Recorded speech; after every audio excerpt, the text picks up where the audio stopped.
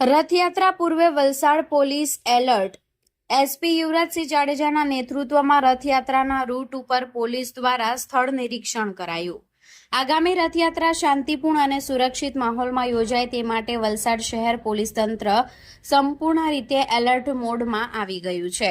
જિલ્લા પોલીસ વડા યુવરાજસિંહ જાડેજા અને ડીવાયએસપી AK વર્માના નેતૃત્વમાં પોલીસ અધિકારીઓની ટીમે રથયાત્રાના સમગ્ર રૂટનું સ્થળ પર જઈ નિરીક્ષણ કર્યું હતું.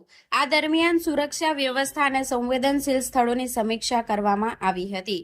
ચેકિંગ દરમિયાન રથયાત્રાના માર્ગ પર આવેલા હોર્ડિંગ્સ, જાહેરાતના બોર્ડ અને અવરોધરૂપ બની શકે તેવી અન્ય બાબતોનું પણ બારકાઈથી નિરીક્ષણ કરવામાં આવ્યું હતું.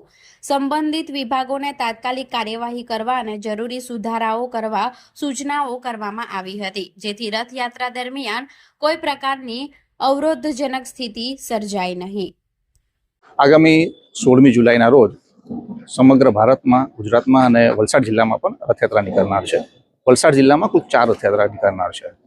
તેની અંદર વલસાડ સિટીની અંદર પારડીમાં, ડુંગરા અને વાપી GIDC વિસ્તારમાં રથયાત્રા નીકળનાર છે. આજે રોજ વલસાડ પોલીસ દ્વારા વલસાડ શહેરની જે રથયાત્રા છે એના રૂટ ઉપર જે ફૂટમાર્ચ કરવામાં આવી હતી. સાથે સાથે રેવન્યુના અધિકારી તથા નગરપાલિકાના અધિકારીઓ પણ સાથે હતા. રસ્તા પર કોઈ આવતા કોઈ પણ વાયર છે, રસ્તાના પ્રશ્નો છે, એ અંગે તમામ સંસ્થાઓ સાથે સંકલન કરવામાં આવેલું છે અને આ સંકલનના કારણે કોઈ પણ વિઘ્ન વગર શ્રી જગન્નાથ ભગવાનની રથયાત્રા સુખરૂપે પૂર્ણ થાય એ માટે કરવામાં આવ્યું છે.